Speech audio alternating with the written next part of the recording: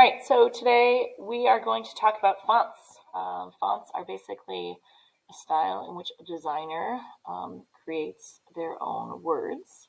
So I have font written several times in different ways.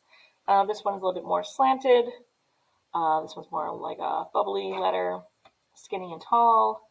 This one I tried to play around stretching out the N, and then I decided creating a rule of what if I stretched out just the letters that have straight lines, and then keeping the ones that have curved the same length. So I wanted to show you a couple of these. I think you guys can barely see my name. I wrote it lightly so I can erase it later, but I can show you um, that I'm just going to write my name 4 times, giving myself some space. So I've put a finger in between. So you're going to write your name 4 times and give space between your letters. Okay. The next thing I'm going to do is I'm going to turn this one into bold. So if you are familiar with doing any bubble letters or 3D letters, you might be a pro at this, and this might be just the easiest thing for you. If you're not, sometimes it's good to use this technique of going around the letter. So I will show you that. So I'm basically going to take a darker line and put it around the J, going around all the lines of the E, and then I'm able to erase. So I like to just kind of use the side of my eraser just to get it out right away.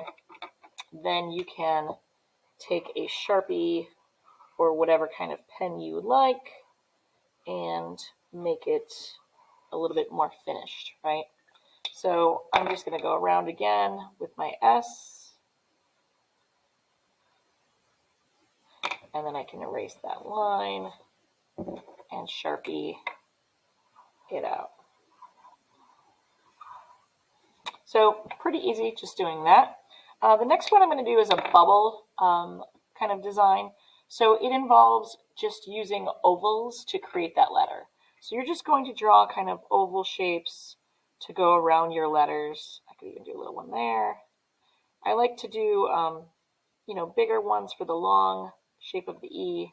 You can do shorter ones. The S is kind of interesting because it curves. So if you have any curved letters in your name, it might be something that you like the way it looks, or it might be something aesthetically that you don't like. So I have these little oval shapes, and then I'm going to go around and choose. So again, this is kind of where you get to decide how you want to do this.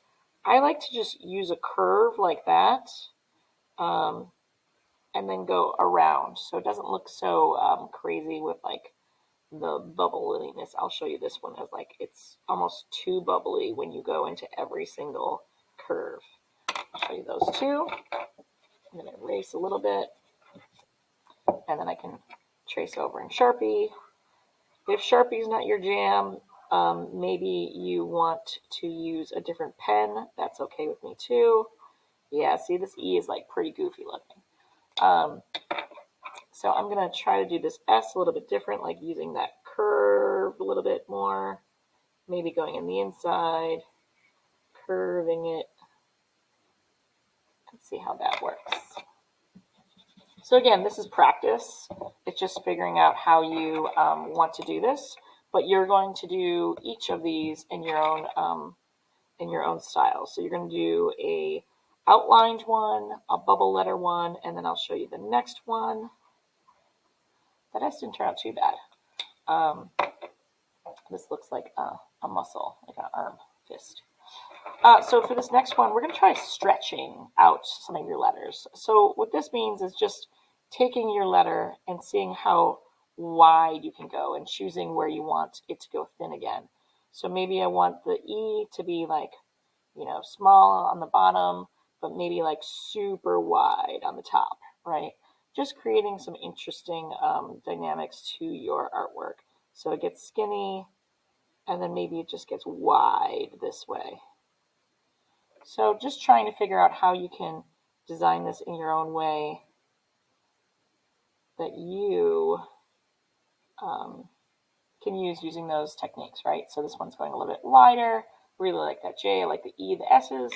You know, sometimes S's are tricky for me as well. And then again, you can use your marker to do that. If you want, if you're more into like using the pen, you like how the pen feels, you can go in and kind of trace over that. I noticed that if you let this dry, it tends to work better. If I erase it right now, it might be a little smeary. Not too bad. Okay. So again, depending the difference of the two.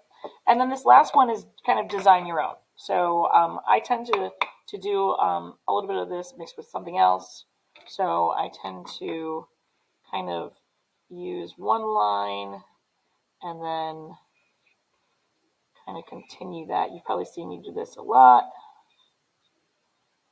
I like it kind of short, and then I have this ability to create space using just, you know, like a colored in line. So I could make these stripes if I wanted to by coloring them in, just to add a little bit more detail. So you are designing your own last one however you like. If you decide to make more than 4, totally okay with that. I want you to start feeling confident, and the only way that you can become confident is if you practice, right? Going back to this one, if you're interested in doing things like 3D, it's just a matter of making diagonal lines that go in the same way. I'm drawing upside down, so this is a little tricky. That one's going to curve, and then it kind of matches down. It's a bit challenging on some of them. Let's see, this is going up. So I'm going to do this one up. So wherever you use your diagonals, if they're going up or down, do that to every single one. I'll show you what it looks like when you don't do that. So I'm going to do that side, and notice it's coming on this side. So I'm going to do a little here. That looked a little goofy, but it's okay. Again, I'm drawing upside down, so it is a little bit of a challenge. So I have this going this way. What happens if I do the S going this way? Yeah, see, it's a little tricky. That S should have probably had the other side. So if I do another S, again, if you're good, you can just draw the S right away. If I do it again, I might do it on this side. Did I do that right? Oh, I did it right. Yay! I did it right on this one, actually. And then this side. So maybe like that. Okay? A little sloppy on the bottom. That's okay. So again, doing just the tracing one, where you trace around and then erase.